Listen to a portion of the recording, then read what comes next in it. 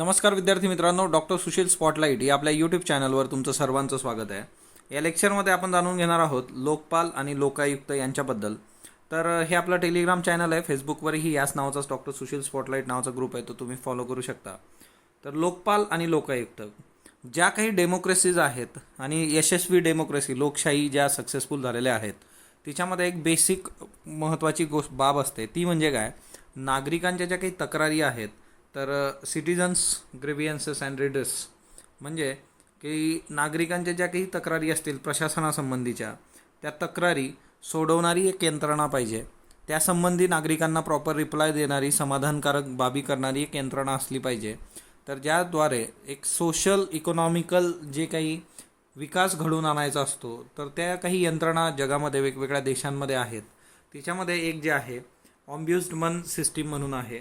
त्याच्यानंतर दुसरी जी आहे ती ॲडमिनिस्ट्रेटिव्ह कोर्ट सिस्टीम आहे. ही प्रोक्युरेटर सिस्टीम जी आज तुम्हाला रशियामध्ये पण बघायला मिळते. तर हे सगळं जे ऑम्ब्युड्समन आहे हे स्कॅन्डिनेव्हियन इन्स्टिट्यूशनमधून समोर येतं. तर एकंदरीतच ही ऑम्ब्युड्समन ही जी काही संस्था होती ही पहिल्यांदा क्रिएट झाली स्वीडनमध्ये 1809मध्ये. तर MCQ करता हे लक्षात ठेवा, स्वीडनमध्ये 1809मध्ये आलं. ऑम्ब्युड्स्ड या शब्दाचा अर्थ होतो a person who acts the representative or spokesman of another person, म्हणजे दुसऱ्या व्यक्तीच्या वतीने तुम्ही बोलत आहात असा याचा अर्थ होतो. स्वेडिश टर्म आहे ही ऑम्ब्युड. आता हे ऑम्ब्युड्स्ड जे आहे, म्हणजे आज एका सामान्य माणसाने तक्रार केली आहे ऑम्ब्युड्समनकडे, तर तो त्या तक्रारी त्या व्यक्तीच्या बाजूने बोलणार आहे. That's why it is ombudsman. याच्यासाठी ऑफिसर अपॉइंट केला जातो आणि तो सगळा पार्लमेंटतर्फे या सगळं स्वेडिश ह्याच्यामध्ये ते होतं. तर कशासाठी हे करतात, म्हणजे ऑम्ब्युड्समन कशासाठी आहे की ऑफिशियल पॉवर किंवा ऑथॉरिटीचा मिसयूज होत असेल, मॅल ॲडमिनिस्ट्रेशनचा प्रशासन योग्य पद्धतीने चालत नसेल, भ्रष्टाचार तिथं असेल, नेपोटिझम म्हणजे काय, ब्लड रिलेशनशिपमधल्या व्यक्तीला मदत करणे, तुमच्या भावाला बहिणीला जिथं रक्ताचं नातं आहे त्या लोकांना फेवर करणे, डिस्कोर्टसी. तर या अशा याच्यामध्ये ऑम्ब्युड्समन काम करतो. ऑम्ब्युड्समन जो आहे स्वीडनमध्ये त्याची पार्लमेंट अपॉइंट करतो त्याला 4 वर्षासाठी. आणि जर पार्लमेंटला वाटलं की बाबा ही व्यक्ती योग्य नाही तर ते त्याला रिमूव्ह पण करू शकतात. त्याच्यामुळे त्याला पार्लमेंटरी ऑम्ब्युड्समन असं म्हटलं जातं. ओके, तर हे स्वीडन संबंधीचं आहे. त्याच्यानंतर दुसरी महत्त्वाची जी गोष्ट आहे की हे कशासाठी आहे सगळं, की ऑम्ब्युड्समन आणि या सगळ्या गोष्टी, तर एकतर जे काही फंक्शन आहे मग ते सिव्हिल, ज्युडिशियल किंवा मिलिटरी, मग ते लष्कर असू देत, न्यायालय असू देत किंवा नागरी व्यवस्थापन असू दे, त्या सर्व याच्यामध्ये कसल्याही पद्धतीची इम्पार्शलिटी नको. तिच्यामध्ये वस्तुनिष्ठता असली पाहिजे, ऑब्जेक्टिव्हिटी पाहिजे. त्याच्यानंतर कायदेशीर बाबी झाल्या पाहिजे, याच्याकरता हे आहे. आणि सुमोटो म्हणजे काय, बऱ्याचदा जर चुकीची गोष्ट घडताना दिसत असेल तर ते स्वतः त्या अगेन्स्ट ॲक्शन घेऊ शकतात. That is suo motu, on his on initiative. आहे ना, कंप्लेंट करायची गरज नाही. तर अशानंतर स्वीडननंतर बऱ्याच देशांमध्ये ऑम्ब्युड्समन ही इन्स्टिट्यूशन आली. फिनलँडमध्ये आलेली आहे 1919मध्ये. डेन्मार्कमध्ये 1955मध्ये आलेली आहे. नॉर्वेमध्ये 1962मध्ये आलेली आहे. न्यूझीलंड ही पहिलं कॉमनवेल्थ कंट्री आहे की ज्या कॉमनवेल्थ कंट्रीनी ऑम्ब्युड्समन सिस्टीम ॲडॉप्ट केली होती. तर हे एक लक्षात ठेवा, 1962मध्ये पहिली कॉमनवेल्थ कंट्री आहे न्यूझीलंड. आता युनायटेड किंगडम जे आहे त्यांनी पण हे केलं होतं आणि त्यांनी याला parliamentary commissioner for administration in 1967, म्हणजे UK जे आहे तर त्यांनी पार्लमेंटरी कमिशनर फॉर ॲडमिनिस्ट्रेशन या नव्या नावाने ते ऑम्ब्युड्समन आपल्या इथं आणलं. ऑम्ब्युड्समन जे काय आहे तर याला ऑम्ब्युड्समनला भारतामध्ये लोकपाल किंवा लोकायुक्त असं म्हटलं जातं. तर एकंदरीतच आता बऱ्याचशा देशांमध्ये, म्हणजे जे काही सोशलिस्ट देश आहेत तिथं रशिया, म्हणजे तेव्हाचा तो USSR, China, Poland, hungry, Czechoslovakia, Romania, तर हे जे देश आहेत त्यांनी स्वतःच्याच इन्स्टिट्यूशनल डिव्हाइस या रिड्रेसलसाठी, सिटिझन्सच्या ज्या काही तक्रारी तर सोडवण्यासाठी स्वतःची एक व्यवस्था आणली होती, ज्याला प्रोक्युरेटर अशी म्हटलं जायचं. प्रोक्युरेटर व्यवस्था ही, प्रोक्युरेटर जनरल जे आहे ते आजही हे पद रशियामध्ये आहे आणि याचा जो कालावधी आहे तो 7 वर्षाचा आहे. तर हे लक्षात ठेवा. हा ना, म्हणजे आपण त्या 3 गोष्टी बघितल्या होत्या की ऑम्ब्युड्समन जे आहे तर स्कॅन्डिनेव्हियन सगळ्या कंट्रीज तिथं आहे. त्याच्यानंतर पार्लमेंटरी कमिशनर जो आहे तो UKमध्ये आहे आणि हे जे तिसरं आहे प्रोक्युरेटर सिस्टीम तर ती रशियामध्ये आहे. त्याच्यानंतर जे काय आहे भारताच्या ह्याच्यामध्ये बघा, भारताच्या ह्याच्यामध्ये करप्शन वगैरे जे काही आपल्याला थांबवायचं आहे त्याच्यासाठी कायदे किती आहे बघा, अख्खं पान भरून हे कायदे आहेत. याच्यामध्ये जर काही चुकीचं होत असेल तर त्याच्यासाठी हे आहे, पण हे सगळं गडबडतं आणि त्याच्यामुळे परत आपल्याला गरज पडते लोकपालची. तर हे जे लोकपाल आहे, तर ॲडमिनिस्ट्रेटिव्ह रिफॉर्म कमिशन जे होतं ARC, त्यांनी 1966-1970मध्ये लोकपाल आणि लोकायुक्त हे 2 स्पेशल ऑथॉरिटीज असाव्यात अशी शिफारस केली होती. मग त्याच्यानंतर काय झालं की आता त्यांनी सांगितलं होतं की ARCने सांगितलं होतं की ज्युडिशियरीला तुम्ही बाहेर ठेवा, लोकपालच्या अधिकार क्षेत्रामध्ये न्यायव्यवस्था नको, असं ARC म्हणतं. जसं न्यूझीलंडमध्ये आहे, लोकपाल किंवा लोकायुक्तच्या अधिकार क्षेत्रात न्यायव्यवस्था नसली पाहिजे. स्वीडनमध्ये मात्र न्यायव्यवस्था ही ऑम्ब्युड्समनच्या अधिकार क्षेत्रामध्ये येते. तर हे पण MCQ म्हणून आता टिपिकल आपण कुठलं मॉडेल फॉलो करणार आहोत, न्यूझीलंडचं. आता त्यावेळेस ARCने म्हटलं होतं की लोकपालाची अपॉइंटमेंट जी केली जाणार ती प्रेसिडेंटद्वारे केली जाणार आहे आणि त्याच्यासाठी तुम्ही chief justice of India, speaker of Lok Sabha आणि चेअरमन ऑफ राज्यसभा या 3 लोकांशी बोला आणि त्याच्यामधून प्रेसिडेंट त्याची निवड करतील. पण हे नंतर कधी वर्क झालं नाही, कारण बऱ्याच वेळा हे बिल पार्लमेंटमध्ये आलं. पहिल्यांदा हे आलं होतं मे 1968, काँग्रेसच्या अध्यक्ष त्यावेळेचं काँग्रेसचं जे काही हे होतं, इंदिरा गांधीचं गव्हर्नमेंट होतं त्यावेळेस, तर ते वर्क झालं नाही. नंतर बऱ्याचदा आलेलं आहे बघा, हे जवळपास 10 वेळा हे आलं आणि सर्व वेळा म्हणजे जवळपास 9 जे बिल होतं आहे 9 टाईम, तर हे डिझॉल्व झाल्यामुळे, असेंब्ली डिझॉल्व झाल्यामुळे ते वर्क झालं नव्हतं. नंतरच्या काळात मग इथून हे डिसेंबर 11 त्या गोष्टी वर्क झाल्यात. आता हा जो लोकपाल कायदा आहे तो काय म्हणतो, लोकपाल कायद्याची वैशिष्ट्य बघा. लोकपालच्या अधिकार क्षेत्रामध्ये भारतात पंतप्रधान, त्याच्यानंतर मंत्री, सदस्य पार्लमेंटचे, त्याच्यानंतर ABCD ऑफिसर सगळेच, class 1, class B, class 3, class D, त्याच्यानंतर सेंट्रल गव्हर्नमेंटचे ऑफिशियल्स, हे सगळे याच्यामध्ये येतील. आता हा जो आहे हा कायदा पारित करण्यात आला 2013चा लोकपाल लोकायुक्त ॲक्ट. तर हा महत्त्वाचा आहे, सगळं त्याच्यानुसारच चालतं. आता याच्यामध्ये त्यांनी सांगितलं होतं की चेअरपर्सन विथ मॅक्झिमम 8 मेंबर्स, एकूण 8 मेंबर चेअरपर्सन सगट, आणि 50% जे असतील ते न्यायव्यवस्थेतील असतील, म्हणजे 4 न्यायव्यवस्थेतले आणि 4 जे आहेत तर ते SC, ST, OBC, minority, woman, तर याच्यामधून 4 जे असतील ते 4 याच्यापैकी पाहिजेत. त्याच्यानंतर याच्यासाठी एक सिलेक्शन कमिटी त्यांनी सांगितली होती. लोकपाल निवडीसाठी सिलेक्शन कमिटीमध्ये देशाचे पंतप्रधान, प्राईम मिनिस्टर, त्याच्यानंतर स्पीकर ऑफ लोकसभा, त्याच्यानंतर leader of opposition of Lok Sabha आणि चीफ जस्टिस ऑफ इंडिया. बघा, पंतप्रधान 1, speaker of Lok Sabha 2, leader of opposition 3 आणि चौथं आहे चीफ जस्टिस ऑफ इंडिया.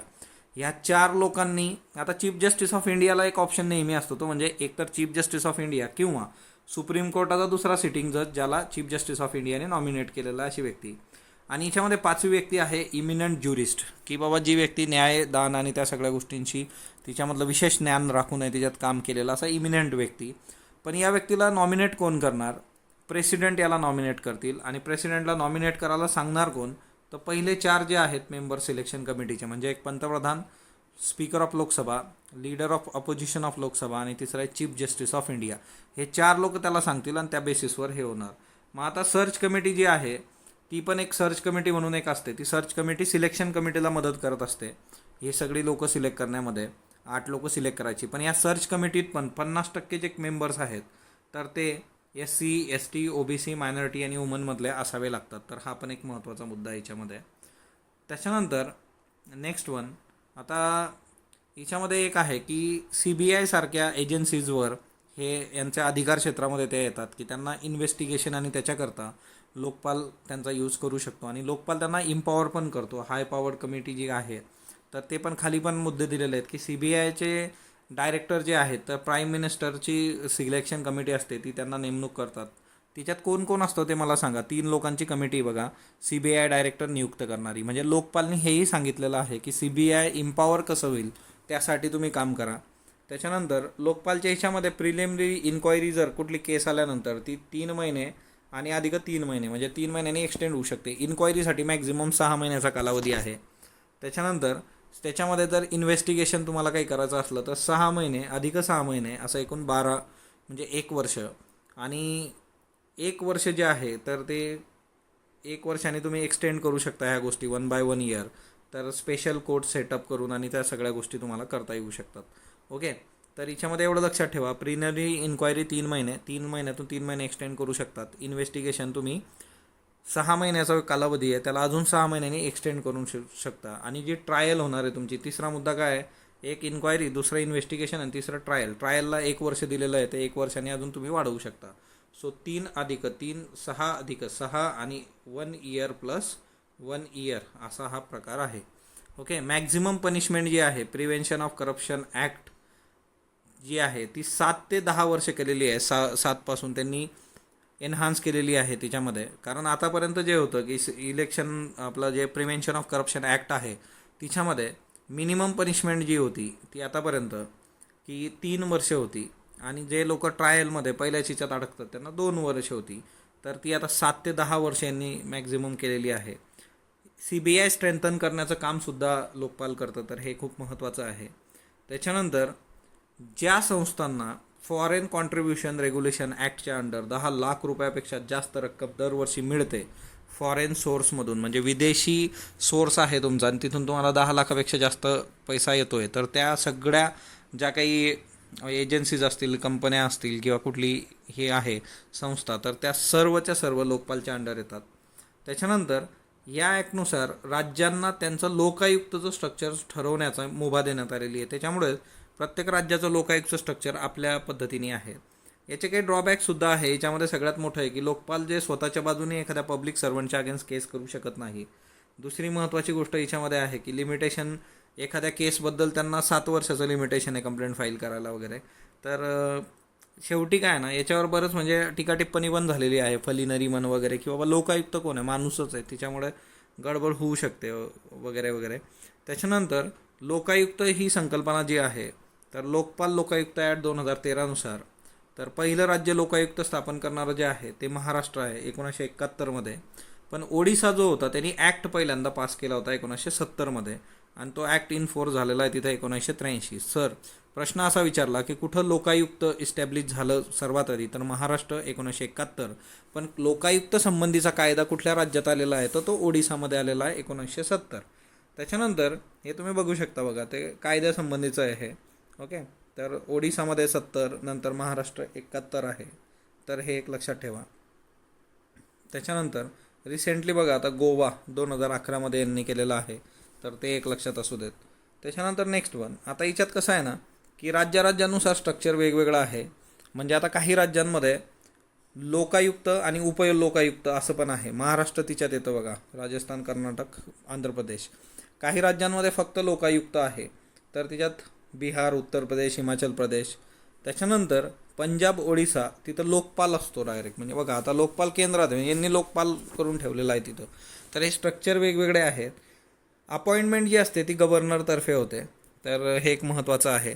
आता याच्यामध्ये पण मोस्ट ऑफ द स्टेट काय करतात की ते चीफ जस्टिस ऑफ स्टेट हायकोर्टला कन्सल्ट करतात. Leader of opposition in Vidhansabha, विधानसभेतला विरोधी पक्षनेता आणि उच्च न्यायालयाचा न्यायाधीश यांना कन्सल्ट करून मग हे होतं. क्वालिफिकेशन काही राज्यांनी दिलं आहे, काही राज्यांनी दिलेलं नाही आहे. महाराष्ट्रात नो स्पेसिफिक क्वालिफिकेशन. महाराष्ट्राचं तेवढं बघत चला, म्हणजे एवढं तुम्हाला टिपिकल राज्याचं कोण विचारणार आहे, त्या राज्याचं सिव्हिल सर्व्हिस विचारू शकते. आपली महाराष्ट्र आहे, आणि तुम्हाला वाटलंच दुसऱ्या राज्याची द्यायची तर तेवढं बघून घ्याल. ओके. आणि टेन्युअर जे आहे याचं, तर लोकायुक्तचं 5 वर्ष ड्युरेशन आणि 65 वर्षाचं एज, याच्यापैकी जे काही अर्लियर असेल. आणि हे पण मोस्ट ऑफ द स्टेटमध्ये, सर्व याच्यात असं नाही आहे. ओके. इलिजिबल नसतात दुसऱ्या टर्मसाठी, एकदा झाली अपॉइंटमेंट की संपला विषय. त्याच्यानंतर दुसरं महत्त्वाचं आहे की महाराष्ट्रामध्ये चीफ मिनिस्टरला एक्सक्लूड केलेलं आहे, म्हणजे तो लोकायुक्ताच्या अधिकार क्षेत्रात मुख्यमंत्री महाराष्ट्रात येत नाही. त्याच्यानंतर महाराष्ट्रामध्ये फॉर्मर मिनिस्टर आणि सिव्हिल सर्वंट्स यांना लोकायुक्ताच्या अधिकार क्षेत्रात इन्क्लूड केलेलं आहे, म्हणजे मंत्री आणि सनदी अधिकारी जे आहेत, फॉर्मर मंत्री, तर ते एक लक्षात ठेवा. तर हे काही बेसिक फॅक्ट्स होते लोकायुक्त लोकपालबद्दलचे. स्पॉटलाईट बरोबर